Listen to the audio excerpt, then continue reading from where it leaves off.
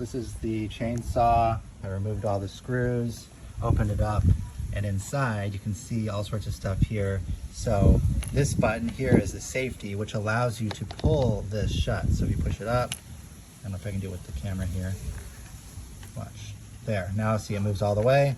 Well, what does that do? Well, that pushes over here on this little box was in this little chamber.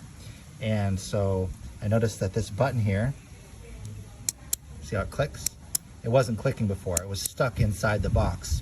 So then I unscrewed the box, then I opened the box right there. You can see now there's a gap, and now it clicks fine. So what I'm going to do is I'm just going to shave off a little bit of that plastic opening right there where the clicker goes in so it can't get stuck. I think it was stuck on the top of the plastic, and if it can freely come out and go in, then there should be no more problem.